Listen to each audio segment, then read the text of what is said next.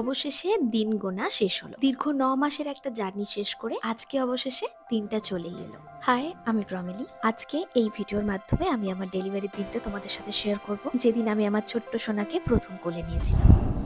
দিনটা শুরু করছি আমার ডেলিভারির আগের দিন সকাল থেকে।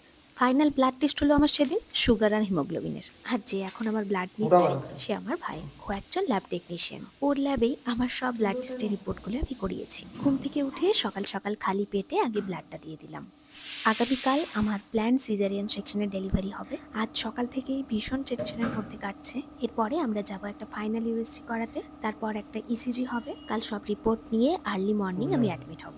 হসপিটাল ব্যাগটা অলরেডি গুছিয়ে রেখেছি। প্রথম দিন চেক আপ থেকে শুরু করে আমার ডক্টরের সমস্ত প্রেসক্রিপশন, ইউএসজি রিপোর্ট, দুজনের আধার কার্ড, সমস্ত ব্লাড রিপোর্ট সব কিছু গুছিয়ে রেডি করে নিয়েছি। তারপর অনেকের সাথে বেরিয়ে পড়লাম আমার ফাইনাল ইউএসজিটা করাতে। ইউএসজি ইসিজি রিপোর্ট সব ঠিকঠাকই আসে। আগামীকাল আমার প্ল্যান ডেলিভারি টাইম একদম সকাল ৯টায়।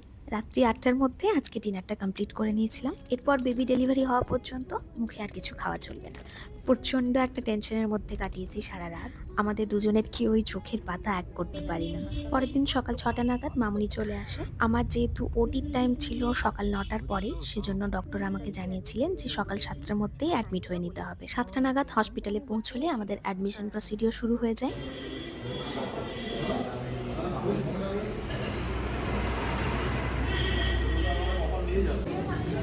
হ্যাঁ মা চলে এসো। কাগজপত্র সব সাবমিট করার পরে আমার প্রাইমারি চেক আপ করে আমরা চলে আসি আমাদের কেবিনে। বাঁকুড়া সেবানিকেতন নার্সিং হোমে আমার ওটি হয়েছিল। যেমনটা তোমরা এখানে দেখতেই পাচ্ছ, কেবিনে রয়েছে একটা বেড, একটা বেবি কট, আর যারা ভিজিটার আসবে তাদের বসার জন্য একটা জায়গা রয়েছে, সাথে রয়েছে একটা অ্যাটাচ বাথরুম। ওটিতে নিয়ে যাওয়ার আগে আমার হাতে চ্যানেল করে সেলাইন দিয়ে দেওয়া হয়। তারপর ৯টা নাগাদ আমায় ওটিতে নিয়ে যাওয়া হয়, আর অ্যারাউন্ড পৌনে 10টার দিকে আমার বেবি হয়ে যায়। বলো কি হয়েছে মুখে?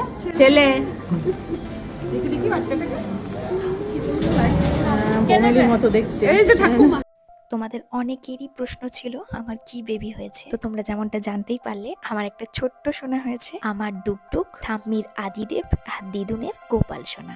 আমার বেবিকে আমার বাড়ির লোকের হাতে দেওয়ার পরেই মিনিট 15-র মধ্যে আমাকে বেডে দিয়ে দেওয়া হয়। অ্যানাস্থেশিয়ার এফেক্টের কারণেই হবে হয়তো, খুব যে বেশি ব্যথা হয়েছিল সেটা কিন্তু নয়, বা হয়তো এত দীর্ঘ একটা অপেক্ষার পরে আমার এই ছোট্ট সোনাটাকে কোলে পেয়ে সব ব্যথা ভুলে গেছি। ওকে প্রথম কোলে নিয়ে ওর সাথে কত যে গল্প করেছি, হাত দিয়ে দিয়ে ওর ছোট্ট ছোট্ট চোখ, নাক, ঠোঁট ছুঁয়ে নিজের মাতৃত্বকে অনুভব করেছি বারবার। ওকে পেয়ে শুধু একটাই কথা মনে হচ্ছিল, গোটা পৃথিবীর সুখ যেন আমার এই হাতের মুঠোর মধ্যে আছে। 3টে দিন ছিলাম আমরা হসপিটালে।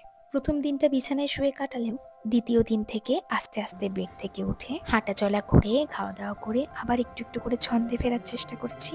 3 দিনের দিন আমার ড্রেসিং হয় আর আমার ছোট্ট সোনার একটা বিলিরুবিন টেস্ট হয়। বিকেলে বিলিরুবিন টেস্টের রিপোর্ট আমরা হাতে পেয়ে যাই। সবকিছু নর্মাল রিপোর্ট দেখে আমাদের ডিসচার্জ করা হয় 3 দিনের মাথায়। ম্যাট্রিকটা যেহেতু টানা 6 মাসের ছুটি পেয়েছি, প্রথম থেকেই ঠিক করেছিলাম বেবিকে নিয়ে চলে আসবো শ্বশুরবাড়ি। যেহেতু চাকরির জন্য আমার গোটা প্রেগনেন্সিটাই আমার বাড়ি বাঁকুড়াতে থেকেই কন্টিনিউ করেছি, সেই জন্য এই 6 মাসের ছুটিটা যেহেতু বেশ অনেকটা টাইম আমি আমার শ্বশুরবাড়িতেই থাকবো।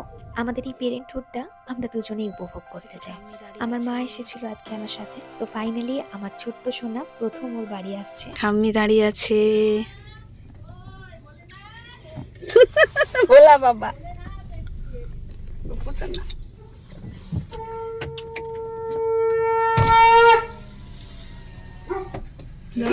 চলো চলো চলো। ওই দেখো ঠাম্মি, দাঁড়াও মা, দাঁড়া, এখন নড়িও না, এখন নড়িও না, উঠে গেলে আবার। আমার গোপাল গোপু সোনাকে উঠাবো এবারে। ও ঠাম্মিকে দেখুক, দাদানকে দেখুক। আস্তে আস্তে এসো, আস্তে আস্তে, সাবধানে নামো, আস্তে। বাবু ধর, দিদি নাম দিদা। হ্যাঁ আস্তে আস্তে দেখবি নিশ্চয়। হ্যাঁ নামি আমি। এসো। হ্যাঁ বাবা, ইয়ে কোমলিকে ধরে নামা।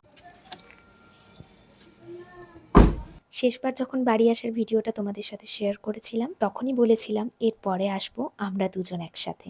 আজকে সেই দিন, একসাথে বাড়ি ফেরা, জীবনের এক নতুন অধ্যায় শুরু আজ থেকে। এখন আমার এই নতুন পৃথিবীতে সকাল আর রাত যে কখন হয় মাঝে মাঝে বুঝেই উঠতে পারি না। তবুও চেষ্টা করব আমার এই ছোট্ট সোনাকে নিয়ে ব্যস্ততার টুকরো টুকরো ছবি তোমাদের সাথে শেয়ার করতে। আজকের মতো তবে এটুকুই। সবার শুভকামনা একান্তই কাম্য।